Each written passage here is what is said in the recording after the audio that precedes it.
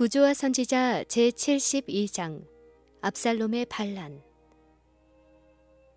다윗은 선지자 나단의 비유를 듣다가 저가 4배나 갚아 주어야 하리라고 무의식 중에 자기 자신에게 선고를 내렸다.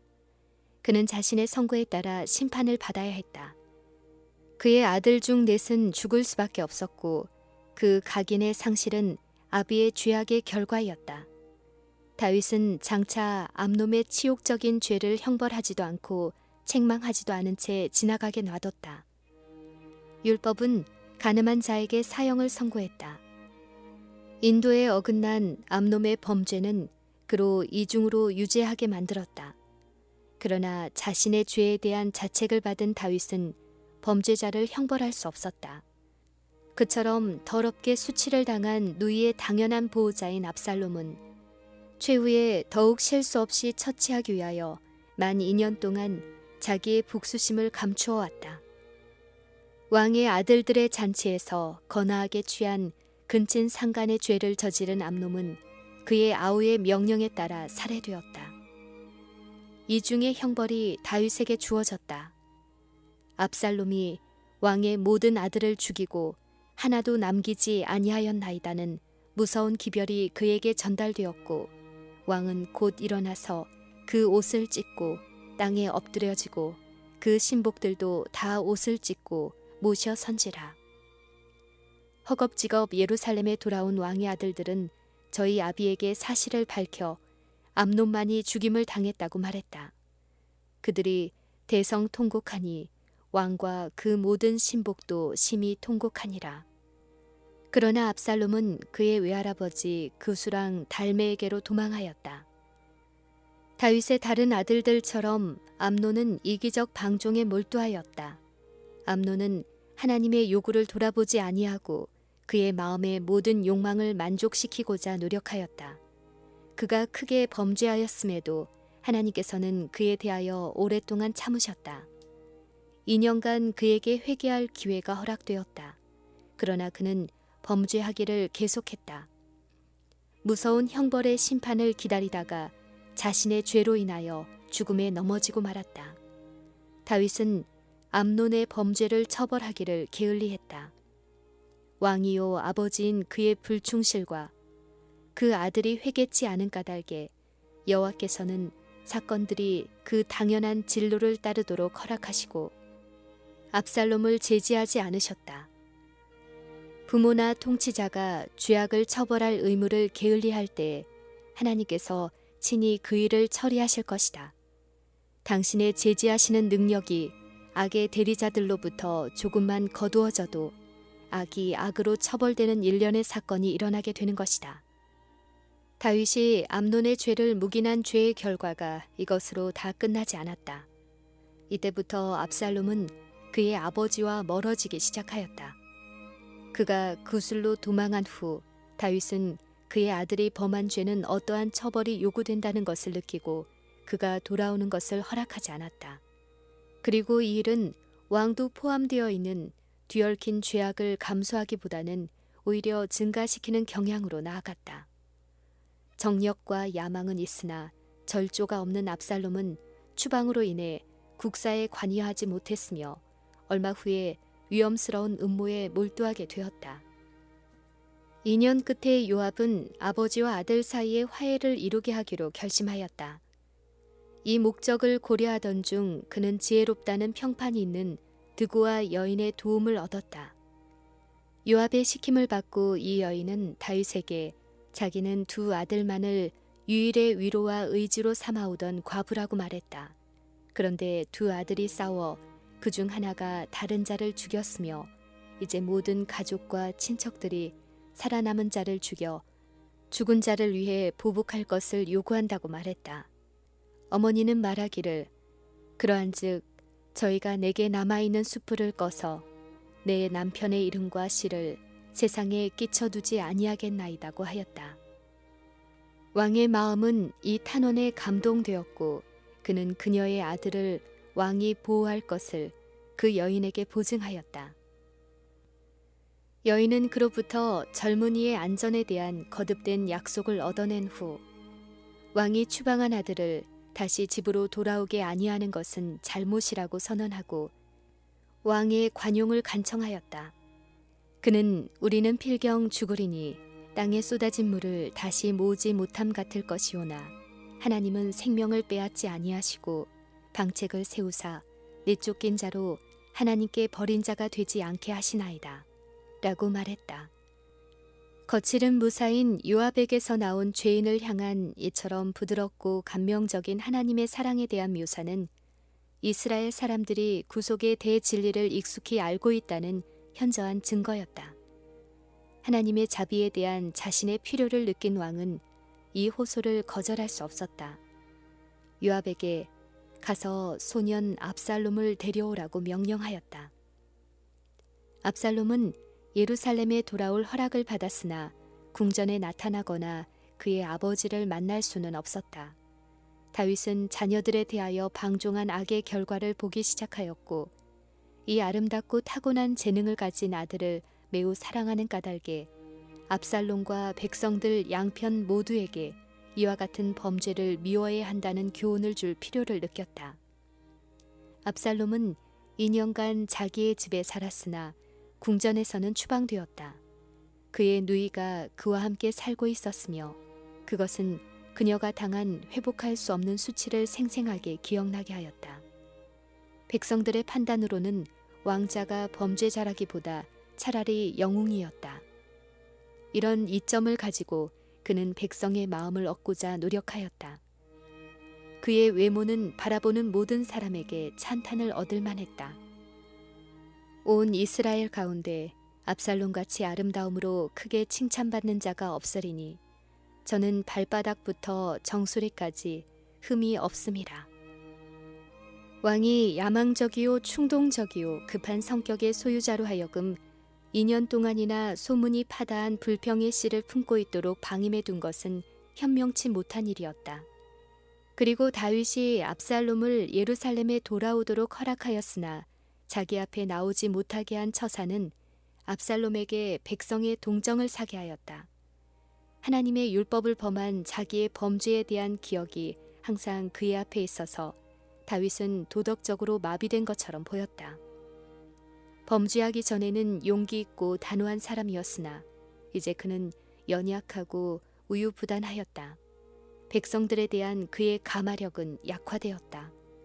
그리고 이 모든 일은 천리를 어긴 아들의 음모를 유리하게 하였다. 요압의 영향으로 압살롬이 다시 그의 아버지 앞에 나아갈 수 있게 되어 표면적으로는 화해가 이루어졌을지라도 그는 야망적 음모를 계속하였다. 압살롬은 이제 거의 왕자다운 위엄을 갖추어 병거와 말들과 그의 앞에 달리는 자 50명을 가졌다.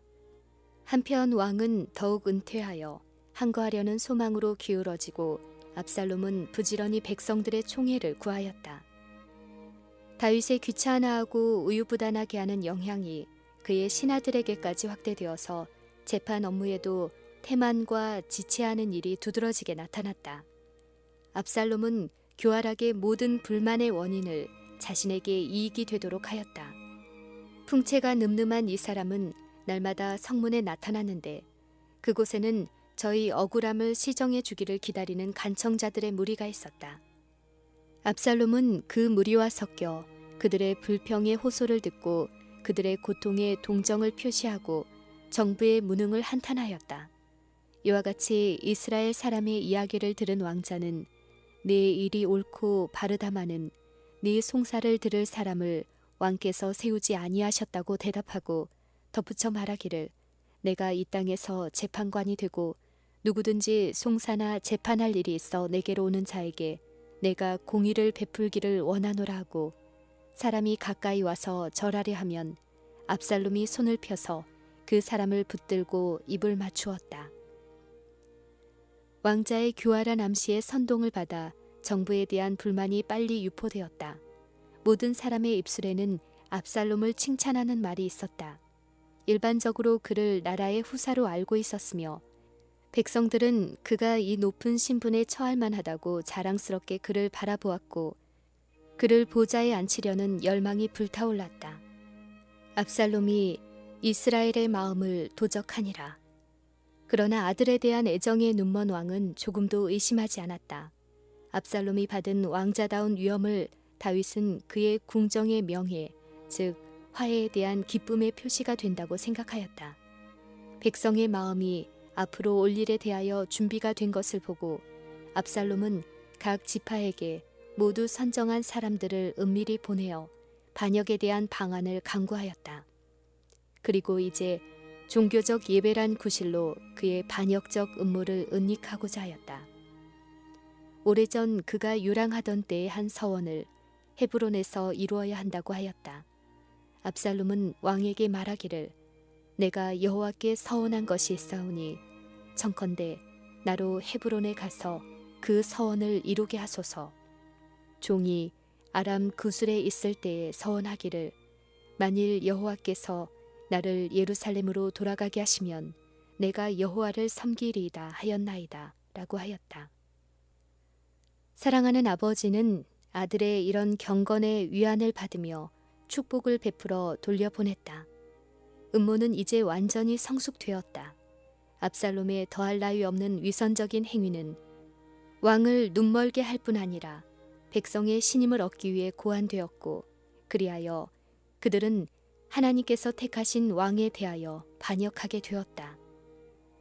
압살롬이 헤브론으로 출발하고 청함을 받은 200명이 그 사기를 알지 못하고 아무 뜻 없이 예루살렘에서 저와 함께 갔었다. 이 사람들은 그 아들에 대한 저들의 사랑이 그들을 그의 아버지께 대한 반역으로 이끌고 있다는 것을 조금도 알지 못하고 압살롬과 함께 갔다. 헤브론에 도착하자 압살롬은 즉시 아이 도멜을 소환하였다. 그는 다윗의 모사의 두목 중에 한 사람이었으며 지혜로 평판이 나 있는 좋은 사람이었고 그의 의견은 신의 명령처럼 안전하고 지혜롭다고 생각되었다. 아이 도멜은 반역자들에게 가담했고 그의 가담은 압살롬의 사업이 분명히 성공할 것처럼 보이게 했다. 그리하여 그의 깃발 아래 전국 각곳으로부터 많은 유력한 자들을 끌어들였다. 반역의 나팔이 울릴 때에 왕자의 정탐꾼들은 온 나라에 퍼져 압살롬이 왕이 되고 많은 백성들이 그의 주위에 모여들었다는 기별을 전하였다. 그동안의 경보는 예루살렘에 전달되어 왕에게 알려졌다. 다윗은 정신이 번쩍 들어 자기의 보좌 곁 가까이에서 일어난 반역을 보게 되었다. 그의 친아들, 그가 사랑하고 믿던 아들이 그의 왕관을 빼앗고 의심 없이 그의 생명을 취하려고 음모하고 있었다. 다윗은 그의 큰 위기에 그처럼 오랫동안 그를 누르던 억압을 떨쳐버리고 그의 소년 시절의 정신을 가지고 이 무서운 급변을 대처하기 위해 준비하였다. 압살롬은 20마일 밖에 떨어지지 않은 헤브론에서 그의 군대를 소집하고 있었다. 반역자들은 곧 예루살렘 성문에 당도할 것이다. 다윗은 궁정에서 터가 아름답고 온 세계가 즐거워하고 큰 왕의 성인 수도를 내다보았다. 그는 수도가 사륙과 차마를 입을 것을 생각하고 떨었다. 그는 여전히 그의 왕위에 충성을 다하는 신하들에게 도움을 구하여 그의 수도를 보존하도록 저항하게 할 것인가? 그는 예루살렘이 피로 범람하게 할 것인가? 그는 전쟁의 공포가 택하신 성읍을 내리지 않게 하기로 결심했다. 그는 예루살렘을 떠나 백성들에게 그를 지지하기 위해 다시 모일 기회를 주어 그의 백성의 충성심을 시험해 보기로 하였다. 이 큰 위기에 하나님께서 그에게 부여하신 권위를 유지하는 것이 하나님과 그의 백성에 대한 그의 의무였다. 싸움의 결과를 그는 하나님께 맡기기로 하였다. 다윗은 겸비하고 슬퍼하면서 그의 사랑하는 아들의 반란으로 자기의 왕자와 궁전과 하나님의 법궤를 버리고 예루살렘 성문을 나섰다. 백성들은 마치 긴 장내 행렬처럼 비탄에 젖어 그의 뒤를 따랐다. 다윗의 호위병 그렛사람과 블렛사람 그리고 이때의 휘하에 있는 가드사람 600명이 왕과 동행하였다. 그러나 천성적으로 이타심이 강한 다윗은 그를 보호하기 위해 온 이 이국 사람들을 자기의 재난에 함께 휩쓸리게 할 수 없었다. 다윗은 저희가 자기를 위하여 이처럼 희생하려는 데 대하여 놀라움을 나타냈다. 그리하여 왕은 가드 사람 이때에게 말하기를 어찌하여 너도 우리와 함께 가느냐. 너는 쫓겨난 나그네니 돌아가서 왕과 함께 있으라.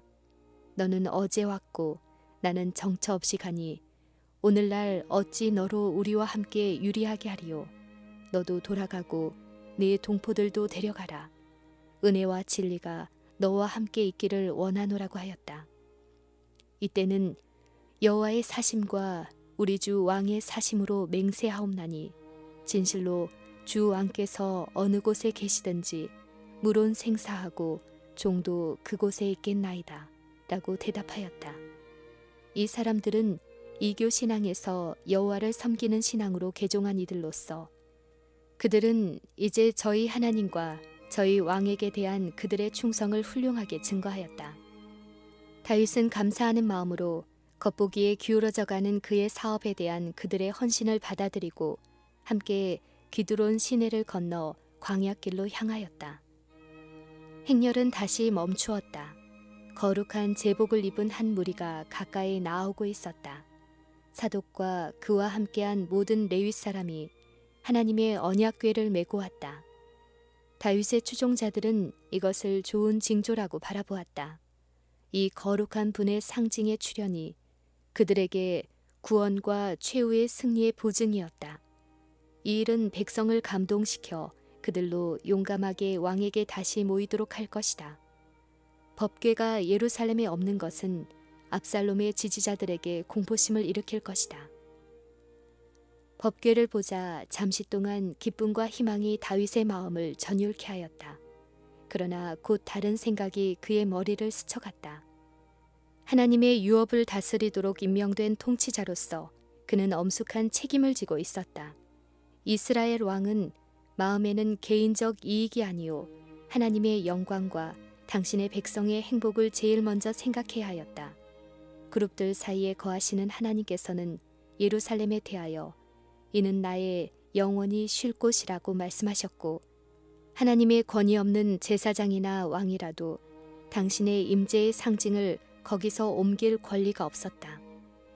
다윗은 그의 마음과 생애가 하나님의 계명과 일치하지 않으면 법궤가 성공보다는 차라리 재난의 방편이 되리라는 것을 알고 있었다. 그의 큰 죄는 항상 그의 앞에 있었다. 그는 이 반역이 공의로운 하나님의 형벌임을 깨달았다. 그의 집을 떠나지 아니하리라는 칼이 이제 뽑혀진 것이었다. 그는 이 싸움의 결과가 어찌 되리라는 것을 알지 못했다. 그들의 거룩한 주권자의 뜻이 구체적으로 표현되었고 나라의 헌법이요 나라의 번영의 기초인 거룩한 율법을 나라의 수도에서 옮기는 것은 그를 위하는 일이 아니었다. 다윗은 사독에게 명하였다. 하나님의 궤를 성으로 도로 메어가라. 만일 내가 여호와 앞에서 은혜를 얻으면 도로 나를 인도하사 내게 그 궤와 그 계신 데를 보이시리라. 그러나 저가 말씀하시기를 내가 너를 기뻐하지 아니한다 하시면 종이 여기 있사오니 선히 여기시는 대로 내게 행하시옵소서 하리라. 다윗이 덧붙여 말하기를 하나님께서 백성을 가르치도록 지명하신 자, 즉 네가 선견자가 아니냐. 너는 너희의 두 아들, 곧 네 아들 아히마아스와 아비아달의 아들 요나단을 데리고 평안히 성으로 돌아가라. 너희에게서 내게 고하는 기별이 올 때까지 내가 광야 나루터에서 기다리리라고 하였다.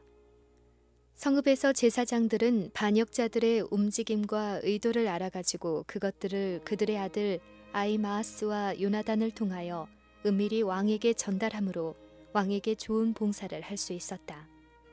제사장들이 예루살렘으로 돌아갈 때에 떠나는 무리에게 깊은 그늘이 덮였다. 저희 왕은 도망하는 자가 되고 저희 자신들은 추방당하고 하나님의 법궤에까지 버림을 받을지 모르는 공포와 불길한 예감으로 캄캄하였다. 다윗이 감람산 길로 올라갈 때에 머리를 가리우고 맨발로 울며 행하고 저와 함께 가는 백성들도 각각 그 머리를 가리우고 울며 올라가니라. 혹이 다윗에게 고하되 압살롬과 함께 모반한 자들 가운데 아히도벨이 있나이다 하였다. 다시 다윗은 그의 재난이 자신의 범죄의 결과임을 깨달을 수밖에 없었다. 가장 유능하고 가장 꽤 많은 정치적 지도자인 아히도벨의 반역은 그의 손녀 밧세바가 입은 치욕과 그에 따른 가문의 수치를 보복하고자 한 것이었다. 다윗이 가로되 여호와여 원컨대 아히도벨의 모략을 어리석게 하옵소서 하니라. 산 꼭대기에 도착하자 왕은 엎드려 기도하고 하나님께 그의 영혼의 괴로움을 맡기고 겸손히 하나님의 자비를 간청하였다. 그의 기도는 즉시 응답을 받는 것처럼 보였다. 현명하고 유능한 모사이며 다윗의 충실한 친구 아렉 사람 후세가 이제 스스로 옷을 찢고 티끌을 머리에 쓰고 왕권을 빼앗기고 망명자가 된 다윗과 운명을 같이 하기 위하여 그에게 나아왔다. 다윗은 하나님의 깨우치심을 받아 충실하고 마음이 참된 이 사람이 수도에서 개최되는 회의에 참석한다면 크게 유익이 될 수 있다는 것을 알았다. 후세는 다윗의 요구를 듣고 압살롬을 섬기면서 아히도멜의 교만한 모략을 꺾기 위하여 예루살렘으로 돌아갔다. 왕과 그의 추종자들은 어두운 중에서 희미한 빛의 섬광으로 감람산 동쪽 비탈길을 내려와 바위 많고 황량한 광야와 거친 계곡을 지났다. 다시 그들은 돌이 많고 험한 길을 따라 요단강을 향하여 나아갔다. 다윗 왕이 바후림에 이름에 거기서 사울의 집 족속 하나가 나오니 게라의 아들이요 이름은 시므이라. 저가 나오면서 연하여 저주하고 또 다윗과 다윗 왕의 모든 신복을 향하여 돌을 던지니 그때의 모든 백성과 용사들은 다 왕과 좌우에 있었더라. 시므이가 저주하는 가운데 이와 같이 말하니라. 피를 흘린 자여 비로한 자여 가거라 가거라. 사울의 족속의 모든 피를 여호와께서 내게로 돌리셨도다.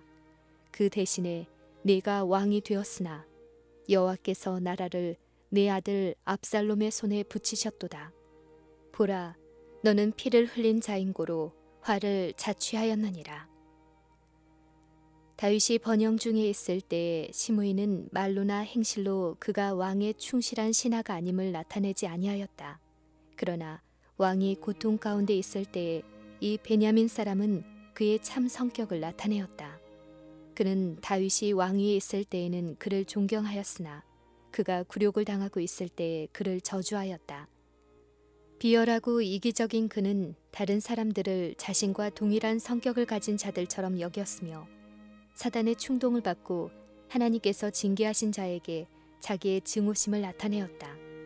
사람들로 하여금 고통 중에 있는 자를 치게 하고 그를 욕하고 괴롭히게 하는 정신은 사단의 정신이다. 다윗에 대한 시므이의 비난은 전적으로 거짓말이었으며 근거 없고 악의에 찬 중상이었다.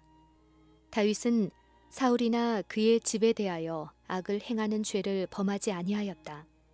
사울이 완전히 그의 세력 아래 들어와 그를 죽일 수 있는 때에라도 사울의 겉옷 자랑만을 베었던 다윗은 이제 시므이가 여호와의 기름 부음을 받은 자에게 이런 불경을 나타내는 것을 보고도 오히려 자기 자신을 책망할 뿐이었다. 다윗이 인간의 생명을 존중히 여긴 현저한 증거가 자신이 짐승처럼 쫓겨다니는 동안에까지도 나타났다. 하루는 그가 아둘람 굴에 숨어 있을 때에 그의 소년 시절에 누리던 자유를 회상하고 망명자 다윗은 베들레헴 성문 곁 우물물을 누가 나로 마시게 할꼬 라고 부르짖었다. 그때의 베들레헴은 블레셋 사람의 수중에 있었다. 그러나 다윗의 무리 중 세 용사가 경계선을 뚫고 들어가 베들레헴의 물을 길어 그들의 군주에게 가져왔다. 다윗은 이 물을 마실 수 없었다. 그는 내가 결단코 이런 일을 하지 아니하리이다. 이는 생명을 돌아보지 아니하고 갔던 사람들의 피니이다. 라고 부르짖었다. 그리고 그는 그 물을 부어 경건하게 하나님께 제물로 드렸다. 다윗은 전쟁의 사람이었고 그의 생애의 대부분은 사나운 장면 중에서 보냈다. 이와 같은 엄한 시련을 통과한 사람으로서 마음을 강팍하게 하고 타락시키는 가마를 다윗처럼 받지 않은 자는 거의 없었다. 다윗의 조카요 그의 가장 용감한 군장 중의 한 사람인 아비새는 시므의 모독하는 말을 참고 들을 수 없었다. 그는 이 죽은 개가 어찌 내 주 왕을 저주하리이까 청컨대 나로 건너가서 저의 머리를 베게 하소서라고 부르짖었다. 그러나 왕은 그를 금하여 내 몸에서 난 아들도 내 생명을 해하리 하거든 하물며 이 베냐민 사람이랴 여호와께서 저에게 명하신 것이니 저로 저주하게 버려두라. 혹시 여호와께서 나의 원통함을 감찰하시리니 오늘날 그 저주 까닭에 선으로 내게 갚아주시리라 라고 말했다. 양심은 다윗에게 쓰리고 굴욕적인 사실을 말해주고 있었다. 그의 충실한 신하들은 돌연한 그의 불운을 보고 이상히 여겼지만 왕에게는 이상한 일이 아니었다. 그는 가끔 이와 같은 일에 대한 예감을 가지고 있었다. 그는 하나님께서 자기의 죄를 그처럼 오래 참으시고 마땅히 받아야 할 보응을 내리시지 않고 지체하시는 데 대해 이상히 여겼었다. 그러나 이제 급하고도 슬픈 도망으로 그의 발은 맨발이었고 그의 왕복은 베옷으로 바뀌어졌으며 그의 추종자들의 애곡은 이 산 저 산에 메아리 쳤다. 그러나 그런 중에서도 그는 그의 사랑하는 수도 그의 범죄 장면이 벌어졌던 곳을 생각하면서 하나님의 선하심과 오래 참으심을 기억하였다. 그에게서 희망이 사라진 것은 결단코 아니었다. 그는 여호와께서 여전히 그를 은혜로 다루시리라는 것을 느꼈다. 많은 범죄자들은 다윗의 타락을 지적하면서 저들의 죄를 핑계하지만 다윗의 회개와 겸비를 나타내는 자는 얼마나 적은가. 다윗이 나타낸 인내와 불효불굴의 정신을 가지고 책망과 보응을 견디는 자가 얼마나 적은가. 다윗은 그의 죄를 자복하였고 여러 해 동안 충실한 하나님의 종으로서 그의 의무를 수행하려고 노력하였다. 그는 나라를 창립하는 일을 위하여 노력하였고 그의 치세 아래서 나라는 전에 없이 강성해지고 번영을 누리게 되었다. 그는 하나님의 집을 건축할 값진 재료를 모아 저장하여 두었는데 이제 그의 생애의 모든 수고가 일소되고 말 것인가. 여러 해 동안 헌신적으로 수고한 결과와 온갖 재능과 헌신과 정치적 수완을 다해 이룬 사업이 하나님의 영광도 이스라엘의 번영도 안중에 없는 그의 무모하고 반역적인 아들의 수중에 들어가야 한단 말인가. 이같이 큰 고통 중에서 다윗이 하나님께 불평한다 해도 그것은 당연한 일이 아니겠는가. 그러나 다윗은 자신의 죄에서 그가 고통당하는 원인을 찾았다. 선지자 미가의 말은 다윗의 마음을 감명시킨 그 정신을 풍기고 있다. 어두운 데에 앉을지라도 여호와께서 나의 빛이 되실 것이미로다. 내가 여호와께 범죄하였으니 주께서 나를 위하여 심판하사 신원하시기까지는 그의 노를 당할 것이다. 여호와께서는 다윗을 버리지 않으셨다.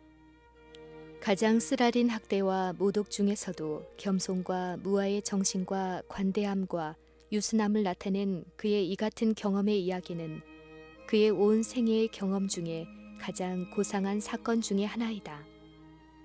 이스라엘의 통치자 다윗이 가장 처절한 외적 굴욕을 당하던 이 시간보다 하나님 보시기에 참으로 더 위대한 때는 결코 없었다. 만일 하나님께서 다윗이 범죄하기를 계속하여도 견책하지 않으시고 하나님의 계명을 범하면서도 왕위에서 평화와 번영을 누리게 하셨더라면 회의론자와 이교도들은 다윗의 역사를 인용하여 성경의 신앙을 비난하는 어떤 핑계를 삼았을 것이다. 그러나 다윗으로 하여금 겪게 하신 그 경험을 통하여 여호와께서는 당신께서 죄를 허용하시거나 묵인하실 수 없으심을 나타내셨다. 그리고 다윗의 역사는 또한 하나님께서 죄를 처리하시는 크신 목적을 우리로 알 수 있게 하며 비록 가장 침울한 형벌을 통하여서도 당신의 은혜와 자비의 목적을 성취하신다는 것을 우리로 알 수 있게 하신다. 하나님께서는 다윗을 회초리 아래로 지나가게 하셨으나 그를 멸하시지 않으셨다. 풀무는 정결하게 하기 위함이지 태워 없애버리기 위함이 아니다. 여호와께서 말씀하시기를 내 율례를 파하며 내 계명을 지키지 아니하면 내가 지팡이로 저희 범과를 다스리며 채찍으로 저희 죄악을 징책하리로다. 그러나 나의 인자함을 그에게서 다 거두지 아니하며 나의 성실함도 패하지 아니하리라 하셨다. 다윗이 예루살렘을 떠난 직후 압살롬과 그의 군대가 입성하여 싸움도 없이 이스라엘의 요새를 점령하였다. 후세가 새로 왕위에 오른 군주를 환영하는 첫 무리 중에 있었고 압살롬은 그의 아버지의 옛 친구요 모사인 후세가 나온 것을 보고 놀라고 만족히 여겼다. 압살롬은 성공을 확신하였다. 이와 같이 그의 음모가 멀리까지 성공하자 그의 왕위를 굳게 하고 민족의 신임을 얻고 싶은 생각으로 압살롬은 후세를 궁전으로 영접해 드렸다. 압살롬은 이제 큰 군대에 호위되어 있었으나 그들은 대부분 전쟁에 단련되지 않은 자들로 구성되었다. 아직 그들은 전쟁에 들어가지 않았다. 아히도벨은 다윗의 입장이 절망이 아님을 잘 알고 있었다. 아직도 국민의 대부분이 다윗에게 충성하고 있으며 그는 저희 왕에게 충성을 바치는 연단을 받은 전사들의 호의를 받고 있으며 그의 군대는 유능하고 노련한 장수들의 지휘를 받고 있었다. 아히도벨은 새 왕을 찬성하는 처음 열광이 지나가면 반발이 오리라는 것을 알고 있었다. 만일 반란이 실패하면 압살롬은 그의 아버지와 화해할 수 있을 것이나 그때의 아히도벨은 그의 모사의 두목으로서 반란에 대한 가장 중한 죄를 지게 되고 그에게 가장 무거운 형벌이 내릴 것이다. 압살롬으로 하여금 그의 내디딘 발걸음을 돌이키지 못하게 하기 위하여 아히도벨은 그에게 온 국민의 목전에서 화해를 불가능하게 할 행위를 하도록 권고하였다. 이 교활하고 파렴치한 정치가는 흉악한 간지로 압살롬에게 반역의 죄에 근친 상간의 죄를 더하도록 간청하였다. 압살롬에게 온 이스라엘의 목전에서 동방 민족들의 풍속을 따라 그의 아버지의 후궁들을 취하고 그가 그의 아버지의 왕위를 계승한 것을 선포하라는 것이었다. 압살롬은 이 비로한 제의를 수행하였다. 그리하여 내가 내 집에서 재화를 일으키고 내가 내 처들을 가져 내 눈앞에서 다른 사람에게 주리니 너는 은밀히 행하였으나 나는 이스라엘 무리 앞 백주에 이 일을 행하리라 라고 선지자를 통하여 다윗에게 하신 하나님의 말씀이 성취되었다. 하나님께서 이 악한 행위를 하도록 하심이 아니요 다만 다윗의 죄의 까닭에 그것을 막기 위해 당신의 권능을 행사하지 않으신 것뿐이었다. 아히도멜은 그의 지혜의 까닭에 큰 존경을 받았으나 하나님께로부터 오는 지혜는 부족하였다. 여호와를 경외하는 것이 지혜의 근본이라. 아히도멜은 이 지혜를 소유하고 있지 않았다. 그렇지 않았다면 그의 반역을 성공시키기 위해 근친 상간이라는 죄악을 이용하지 않았을 것이다. 마음이 부패한 사람들은 마치 그들의 계획을 좌절시킬 능력을 가지신 하나님이 안 계시는 것처럼 악을 꾸미나 하늘에 계신 자가 웃으시며 주께서 저희를 비웃으신다. 여호와께서는 다음과 같이 선언하신다. 나의 교훈을 받지 아니하고 나의 모든 책망을 없인 여겼음이라. 그러므로 자기 행위의 열매를 먹으며 자기 꾀에 배부르리라. 어리석은 자의 퇴보는 자기를 죽이며 미련한 자의 안일은 자기를 멸망시킬 것이다.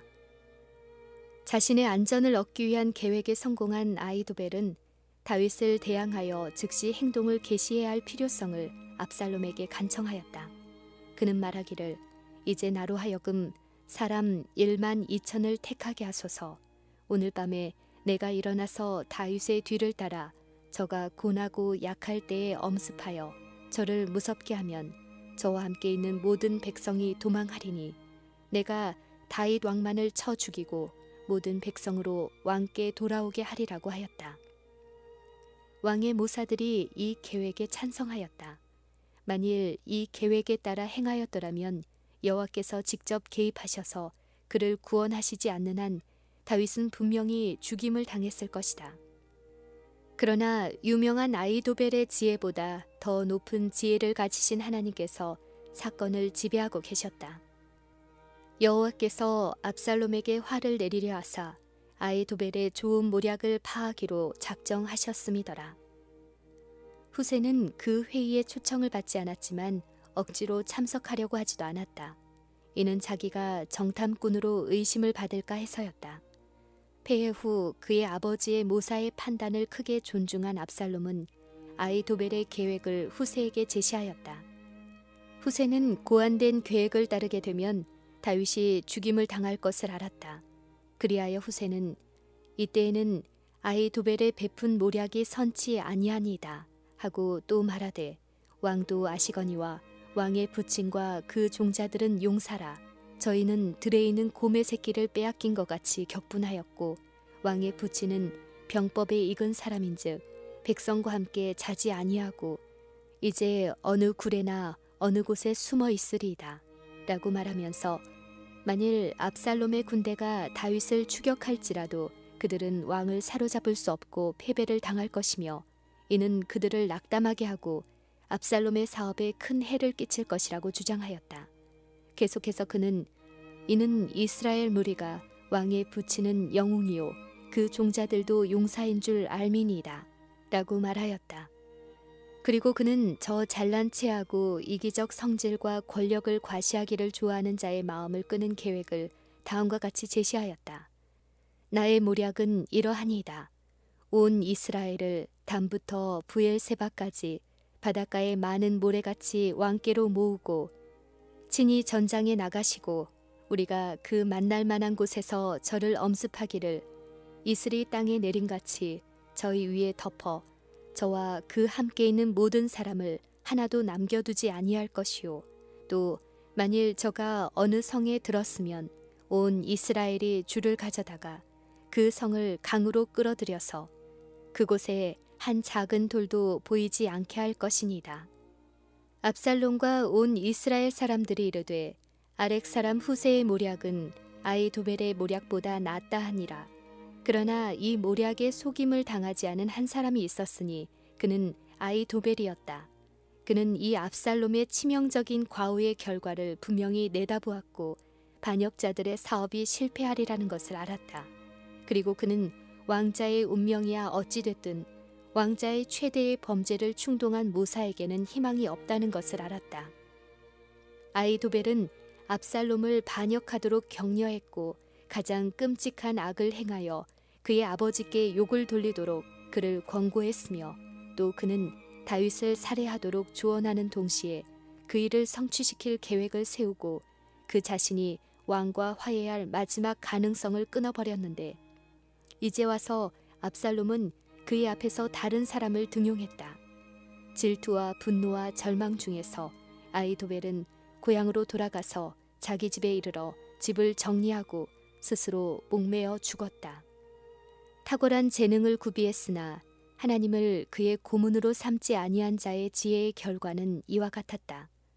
사단은 유망해 보이는 약속들을 가지고 사람들을 유혹하나 결국 죄의 삭은 사망이란 사실을 모든 영혼들이 발견하게 될 것이다. 변덕스러운 왕이 자기의 권고를 꼭 따라주리라는 것을 믿을 수가 없어 후세는 때를 놓치지 않고 다윗에게 지체 말고 요단 건너편으로 도망하도록 경고하였다. 저희 아들들을 통하여 후세는 제사장들에게 다음과 같은 기별을 보냈다.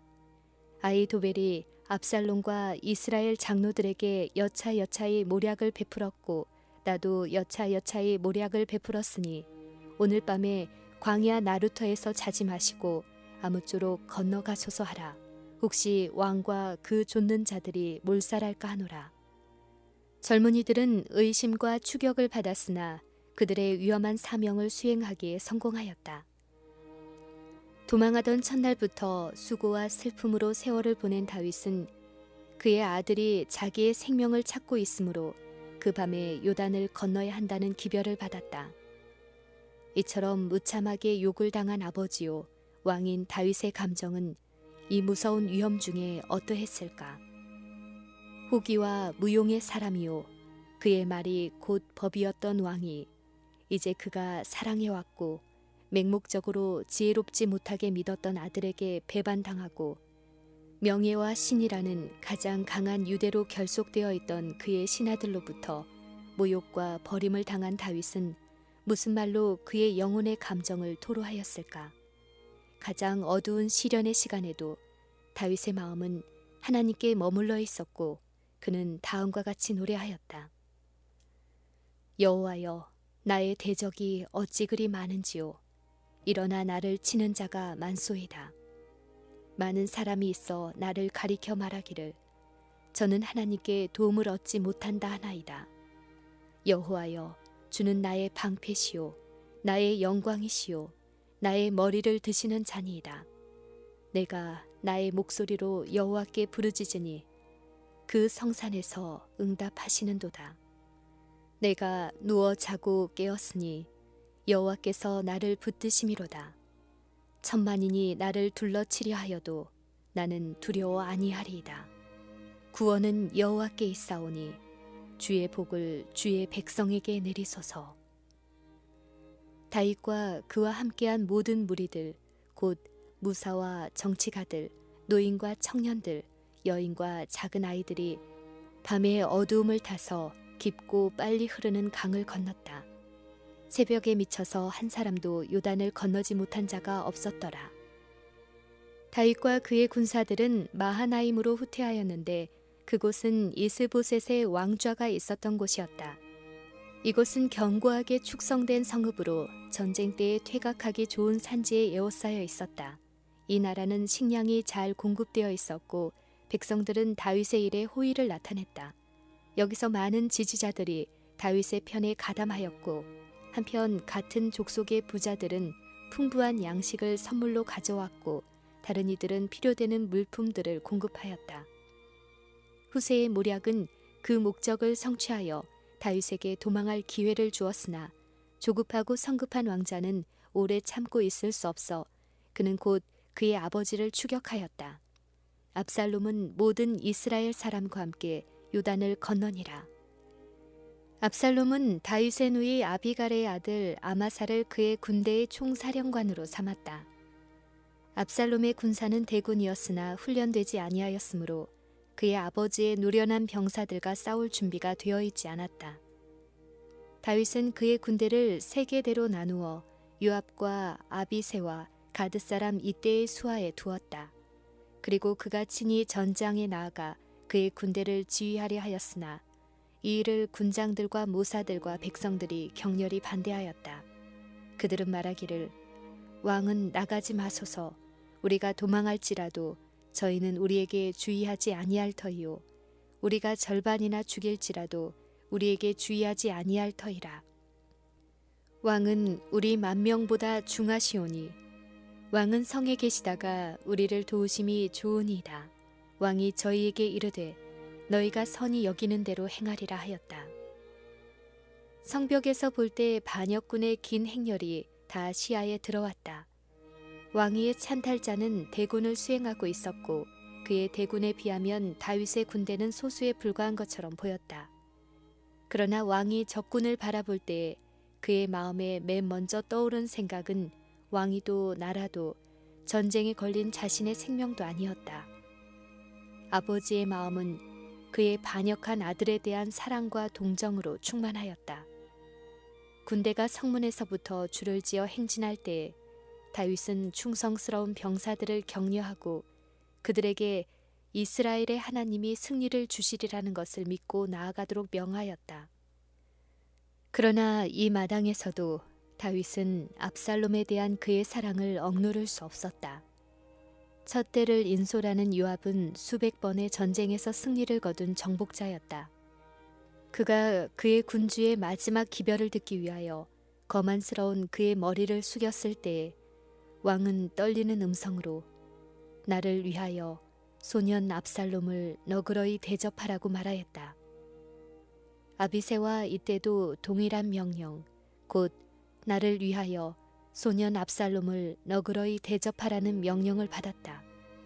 그러나 압살롬이 그에게는 그의 나라보다 소중하고 그의 왕위에 충성을 다하는 신하들보다 귀중하다고 선언하는 것처럼 들리는 왕의 호소는 인륜에 어긋나는 아들에 대한 군사들의 분개심을 증가시킬 뿐이었다. 싸움이 벌어진 장소는 요단강 근처에 있는 숲이었는데 이곳에서는 압살롬의 군대의 수요가 많은 것이 그에게 불리할 뿐이었다. 삼림의 잡목숲과 늪 가운데서 이 훈련받지 못한 군대는 혼란하게 되고 지휘하기 어렵게 되었다. 그리하여 이스라엘 무리가 다윗의 신복들에게 패함에 그날 그곳에서 사륙이 커서 2만에 이르렀다.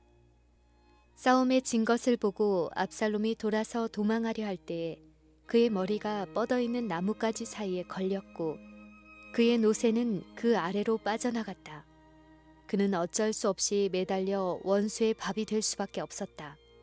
한 병사가 이런 형편 중에 있는 그를 보았으나 왕의 불쾌히 여기심을 두려워하여 압살롬을 살려두고 그가 본 것을 요압에게 보고하였다.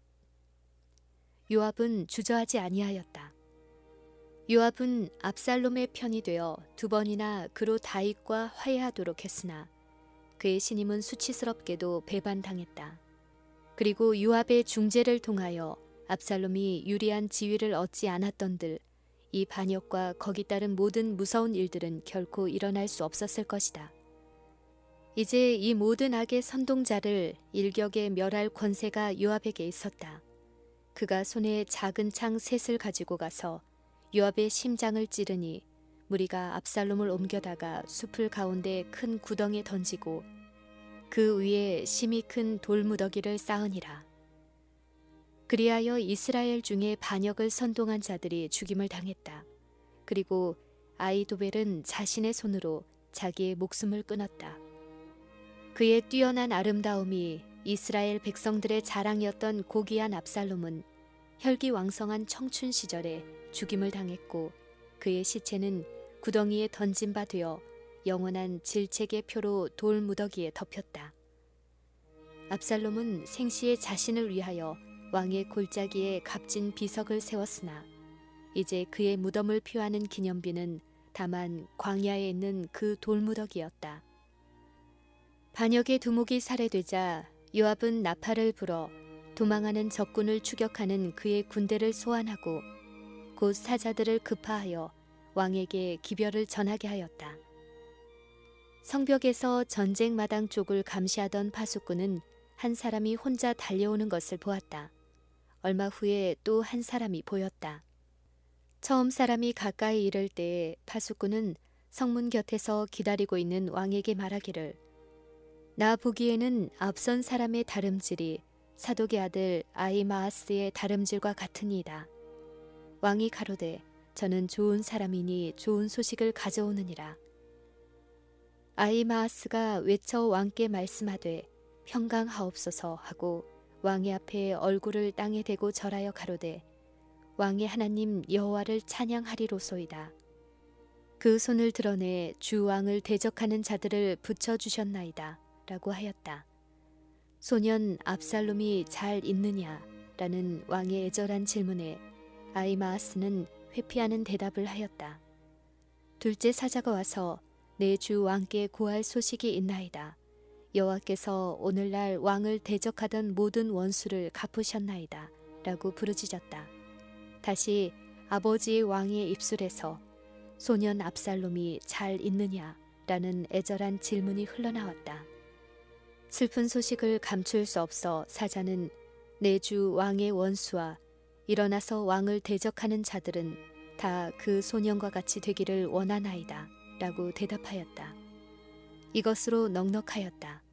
다윗은 그 이상 더 묻지 아니하고 머리를 숙이고 문으로 올라가서 우니라. 저가 올라갈 때에 말하기를 내 아들 압살롬아, 내 아들 압살롬아, 내가 너를 대신하여 죽었다면 압살롬 내 아들아 하였더라. 전쟁 마당에서 돌아오는 승리의 군대가 성읍에 가까이 이를 때 그들의 승리의 함성은 산들의 메아리를 일깨웠다.